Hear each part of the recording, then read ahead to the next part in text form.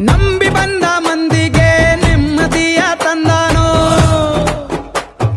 ಹೆಜ್ಜೆ ಇಟ್ಟ ಕಡೆಗೆ ಗಂಧ ಪುಷ್ಪ ಬಿತ್ತುವಡಿಗೆ.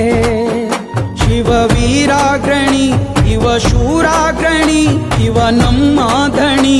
ಊರಿಗೂರೇ ಋಣಿ ನಮ್ಮ ಕಣ್ಣೀರ ತೊಳೆಯೋಕೆ ಬಂದ